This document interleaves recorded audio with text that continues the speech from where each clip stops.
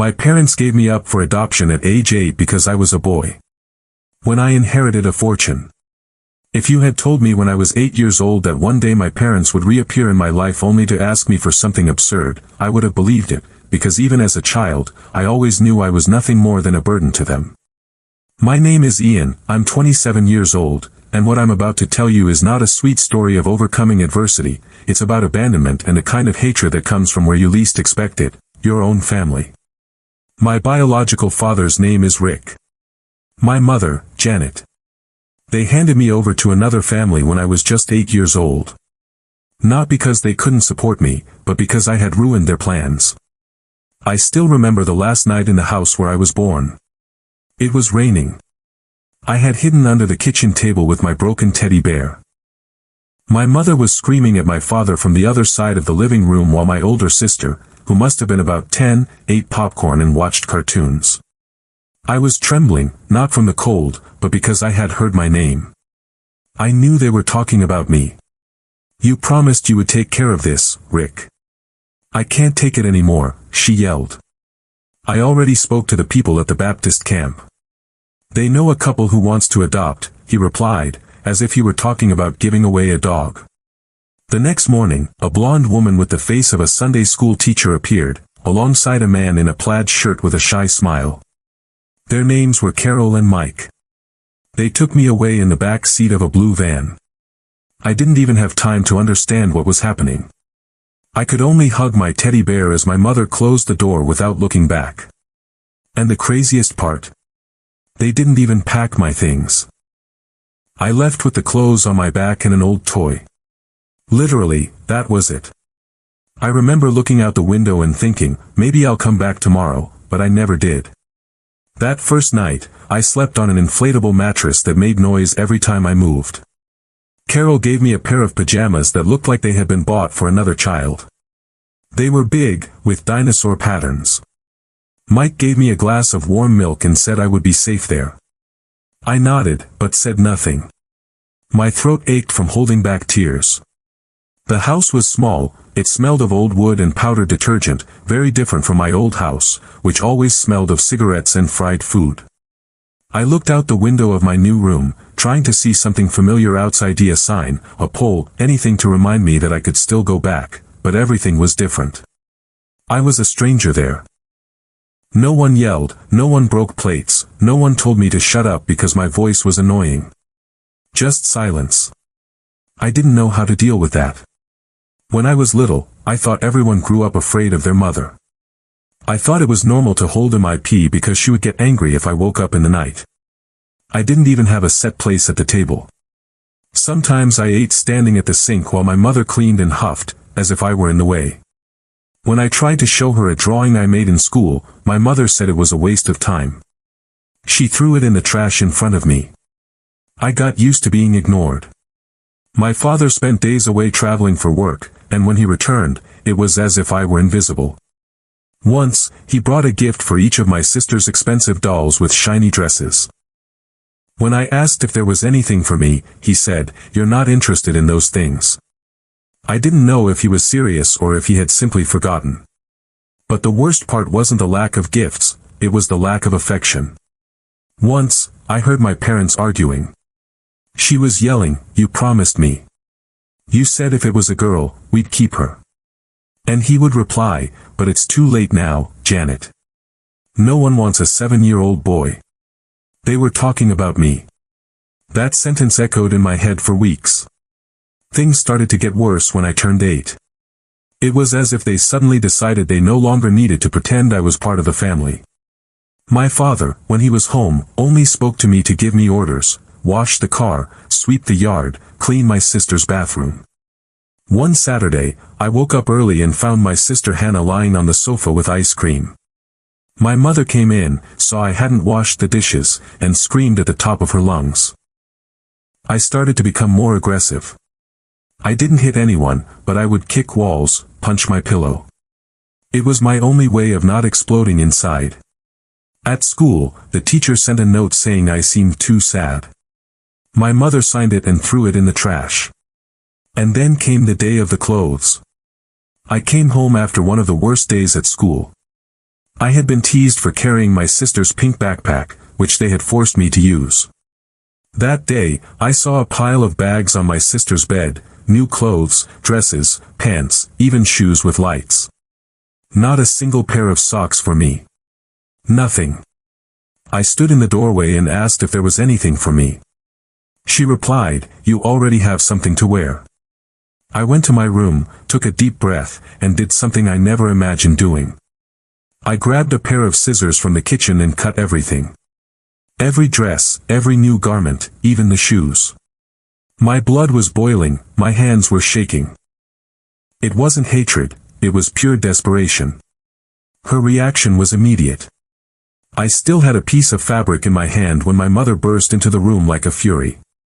She didn't even ask what had happened. She came in with her eyes full of rage, her sandal already raised. She hit me, not carefully or with control.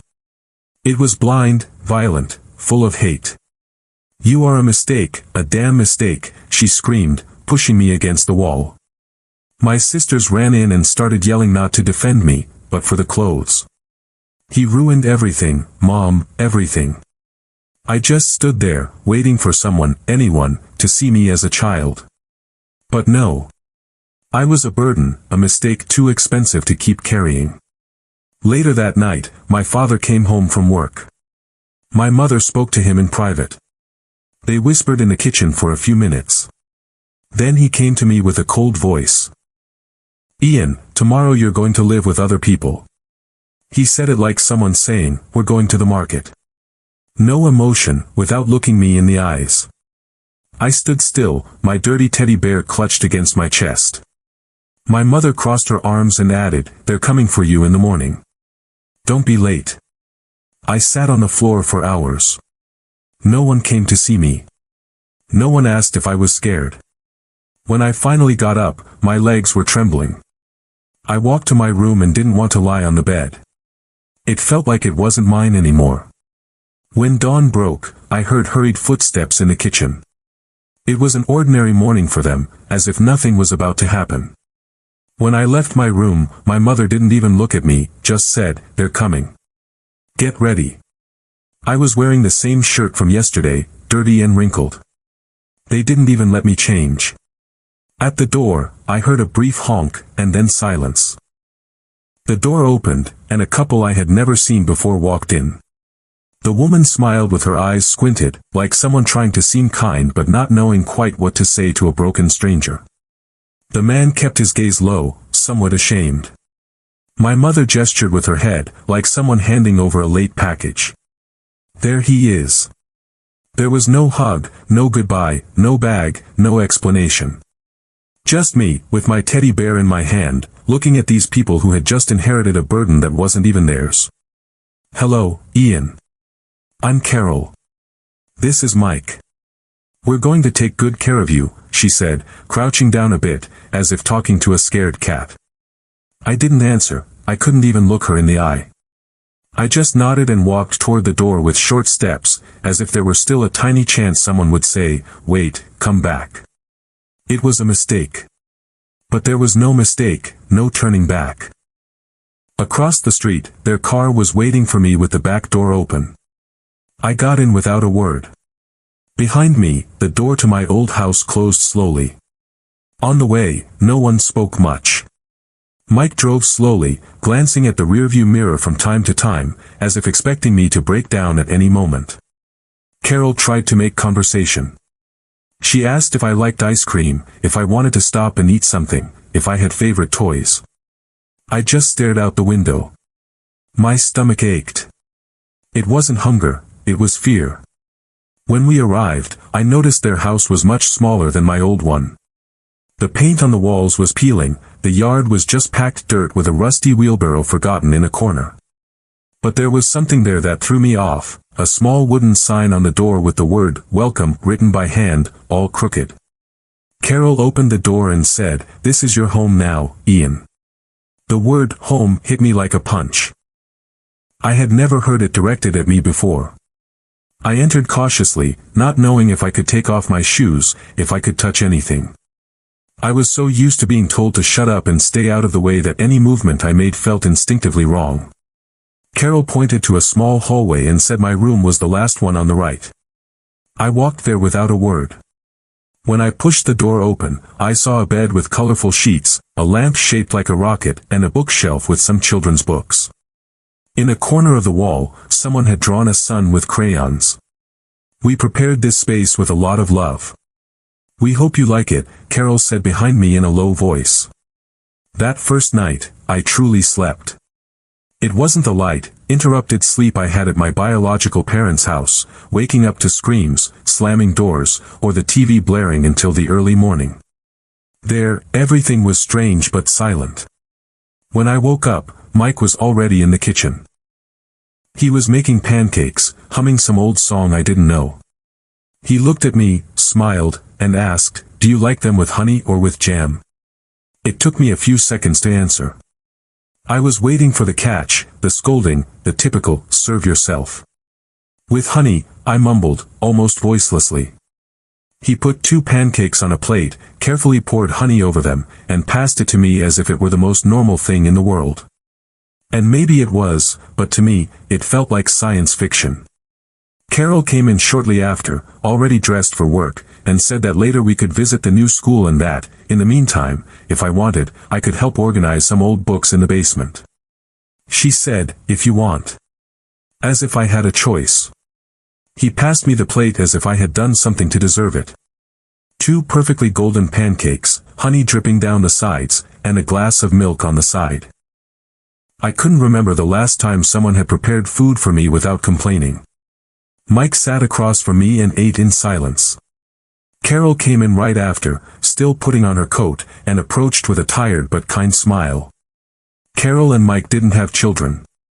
They had tried for years. Formal adoption, even an insemination abroad that consumed almost all their savings.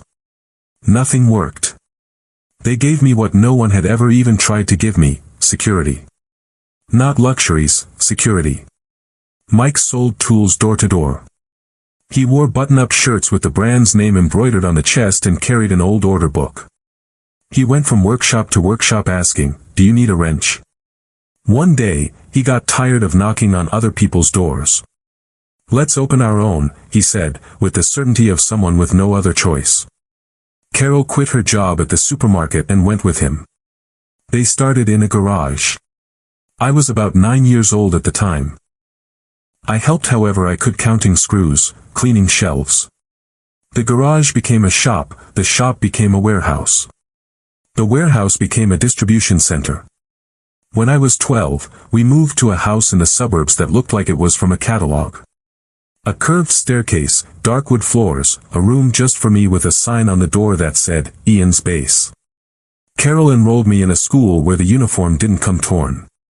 I had a new backpack, sneakers that didn't hurt my heel. Lunch with a little note for good luck on the test hidden in the napkin. At 15, I started working with Mike for Real. First in the warehouse, then accompanying deliveries, and finally helping Carol with the reports. "If this is all yours one day, you have to know how to do everything," he would say, with a tone that was half serious, half excited. I grew up. I studied during the day, worked in the afternoons, had dinner with them at night. We laughed about everything. We had a tradition of watching old movies every Friday. Mike's favorite was Ferris Bueller's Day Off. He always cried at the end. At 21, I graduated with a degree in business administration. Mike cried like a baby on graduation day. Carol ended up with a headache from smiling so much. "Seeing you with that diploma," she said, "is better than any miracle I ever prayed for." 2 years later, they went away for the weekend. On the way back, an out-of-control truck swerved into their lane. It was a blind curve. It was instantaneous. There was no time. No ambulance could have gotten there fast enough. I was the one who had to identify the bodies. The world went silent for weeks. I don't clearly remember the days that followed. It's as if my mind covered everything with a thick fog where time didn't pass. I only remember the silence, the empty house, the lights left on in the hallway because I couldn't sleep in the dark. I cried all the tears I hadn't cried when I was abandoned. I cried with rage, with guilt, with nostalgia, with a knot in my chest that seemed like it would never loosen. Their room was left just as they had left it. The toothbrush, the book on the nightstand, Carol's coat hanging behind the door. Everything became both a relic and a ghost at the same time, and every corner of the house reminded me that they had existed, that they had loved me, and that now they were no longer here to see the man I had become. They left me everything: the house, investments, stocks, the entire company. But I didn't want any of it, I just wanted them back. But what they built was what kept their names alive. So, I kept going. I grew the company. I opened branches, hired over 100 employees, put their names on the social foundation I created. I did everything the way Mike would have done it, with precision, with purpose. Update 1: last night, the reception at headquarters called me. "Mr. Ian, there's a man here.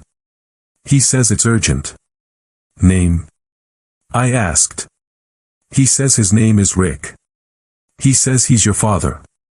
When the guard mentioned that name, Rick, my hands went cold. I was in the executive boardroom with contracts spread across the glass table, ready to sign the acquisition of another company. But suddenly, all those papers seemed useless, like blank sheets. I went down to the lobby. There he was, the man who had given me away like someone leaving old furniture on the curb. Now with slumped shoulders, an unkempt beard, cheap clothes that didn't hide his poverty. But what struck me the most was the way he looked at me, as if he had the right, as if the years hadn't passed. "Ian, my son," he said, almost in a whisper. My son. He had never called me that, not even when I was. Behind him, I saw 2 exhausted women, and with them, 4 small, restless children running around. My sisters, my nieces and nephews. A living portrait of chaos and abandonment. And it was right there, in front of that broken man and that scene, that I understood, the past wasn't dead. It had just knocked on my door. The guard looked at me, waiting for a signal. I could have simply had him removed, pretended I had never heard that name. Rick managed a crooked smile, showing missing teeth, and extended his hand. I didn't take it. The smell of cigarettes and sweat reached me before he did. "Your mother," he began, scratching the back of his neck. "She left. Ran off with another man. Left me all alone." The words fell heavily, but they didn't stir any pity in me. "And them," he said, pointing to the women behind him, "my sisters, they came back home, each with 2 kids. No husband, no nothing. We're all together. But, Ian, I have no way to support us." He said it with a sharp naturalness, as if it were logical that I, the same boy he had thrown out without a second glance, should now be his lifeline. The children were running through the reception area, tearing magazines, banging on the furniture. One of them looked at me from a distance with wide-open eyes and asked quietly, "Are you Uncle Ian?" That question pierced my chest like a blade. Uncle Ian. I had never been an uncle to anyone. I hadn't been to any birthdays, any school parties. I didn't know these children's names, and suddenly they were all looking at me as if I were the answer to a problem I didn't cause. Rick took advantage of the silence to take another step. "You have so much now, you can tell. Imported car, building with your name on the front, everyone talking about you." His voice trembled, but there was a glint in his eyes that wasn't sadness, it was expectation. "We just need a little help until we can get back on our feet." One of my sisters, the older one, crossed her arms and said nothing. The other stared at the floor, biting her lip, as if she wanted to be anywhere else. I could feel the gazes of the employees burning my back. I knew they were all trying to figure out who this ragged man was, calling me son. Me, the CEO in a suit and tie, now standing before a ghost who claimed to be my father. Rick ran a hand through his thinning hair and sighed loudly, theatrically, as if carrying an unbearable weight. "I know I messed up, Ian. I know I wasn't the father you deserved, but you have to understand. I was young, I didn't know what I was doing." He reached out, trying to touch my shoulder, but I stepped back before he could reach me. "Things are different now. Can you give us a chance? Can you help your family?" The word family turned my stomach. He spoke as if all those years of abandonment could be erased with a cheap excuse, as if I had been kept in a drawer, waiting to be taken out when it was convenient for him. One of the children tugged on the sleeve of my jacket. He had light eyes, just like Hannah, my older sister. "Uncle, can we go to your house?" he asked, with the cruel innocence of someone who doesn't know the weight of what they're saying. My heart was racing, my hands were cold, my mouth was dry. Behind the desk, the guard was still waiting for my signal. Update 2. I looked into Rick's eyes and, for the first time since he walked into that lobby, I let all the pent-up rage out. "You are not my father." My voice came out firm, without hesitation. "The man who raised me died 2 years ago, along with the woman who taught me what love was. You handed me over like I was trash, and now you come looking for me." The entire reception fell silent.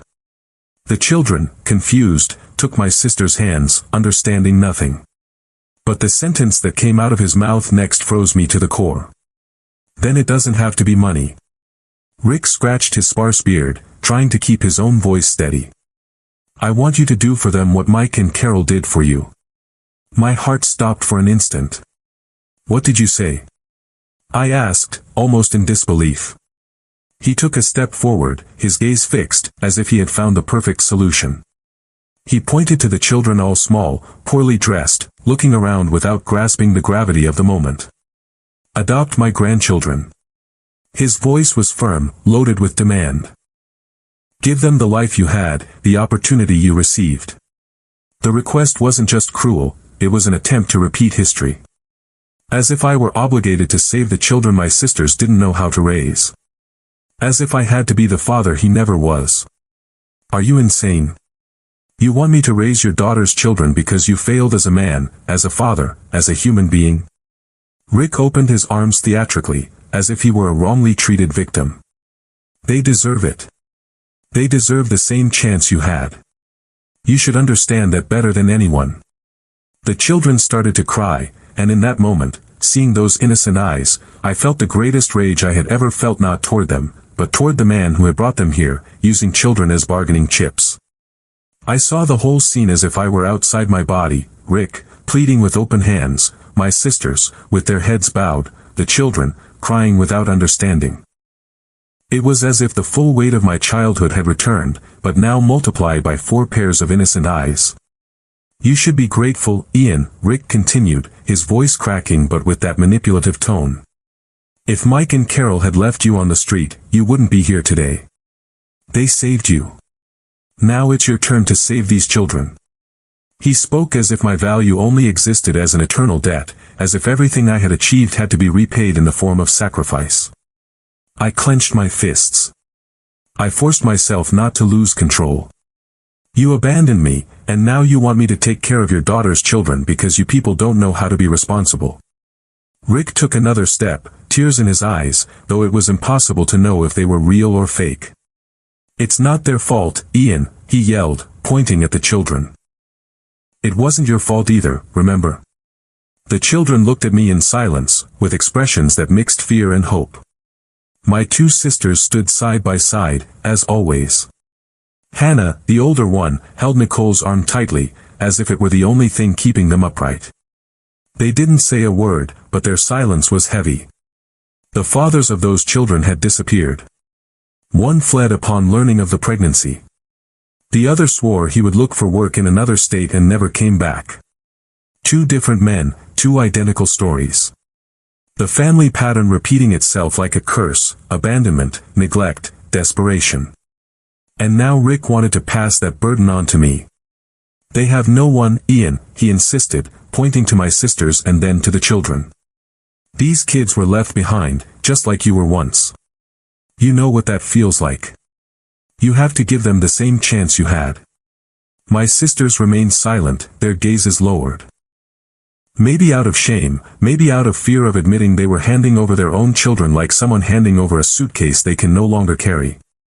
I looked at them and saw in them the same cowardice I remembered from Rick. There was no defense, no pride, just the expectation that someone else would solve what they never wanted to face. Rick stretched his arm toward me with an open hand, as if handing me an invisible object. "They're your responsibility now. You can give them school, a home, food, a future. You can give them what I couldn't. My eyes were burning. It was rage. Rage at his audacity, rage at my sister's passivity, rage at being in front of children who had asked for none of this. I stared at him for a few seconds, breathing deeply until I found firmness in my voice. I am not going to raise your daughter's children. I will not repeat your cowardice. But I will not turn my back on children who are not to blame for anything. My sisters looked up, surprised, but they didn't have the courage to say anything. Rick looked ready to celebrate until he heard the rest. I will pay for a quality school for each of them. Uniforms, materials, transportation. But let me be clear, if they don't attend regularly, if they don't take advantage of the opportunity, the help ends. That's all. I pointed to the children, who were looking at me without fully understanding. Only they will have my support. You, the adults, will not see a single cent from my pocket. Rick's face turned red as he swallowed hard. I turned to the company lawyer who had come down with me. Also prepare a lawsuit against the biological fathers of these children. Let them learn the meaning of responsibility. Months later, the children were in private schools with clean uniforms, bringing home good grades. I never went to pick them up at the classroom door, but I was present at every parent-teacher conference. A few months after that night in the reception, Rick came back. He didn't come with the children or my sisters. He came alone. Ragged, with the same worn-out speech as always. He waited for me at the parking garage exit, leaning against an old car, as if he still had some right over me. Ian, help me out with some money. Just until I get organized. I didn't answer immediately. I just looked at him closely, and the only thing that came to my mind was Mike and Carol. Everything they had built with effort, everything they had taught me about responsibility. I took a deep breath and let it out, dryly. Help you? Never. Whatever I had to give you, you threw it away when you left me. Rick lowered his head, mumbled something I didn't hear, and walked away. He never came back. Meanwhile, my nieces and nephews grew up. They attended the school I paid for, used new backpacks, received top-quality materials, and when they missed school without a valid reason, the principal already knew, my support could end. I made it clear from the beginning that I would only help if they took advantage of it. And they did. Years later, they came to find me, now as young adults. They wanted internships at the company. I accepted. First in the warehouse, then in administration exactly as Mike had done with me. Today, they all work with me, and each one of them carries the mark of having fought to earn their place. They call me uncle, but I know from the way they hug me on birthdays, from how they look at me in meetings, that I mean more. They respect me. They love me. As for Rick and my sisters, we barely exchange 2 sentences a year. They are still waiting for something that will never arrive. I didn't break the cycle just for myself, I also broke it for those kids who weren't to blame. And the truth is, I have never regretted helping only them, because it was enough to transform destinies without repeating the mistakes of the past.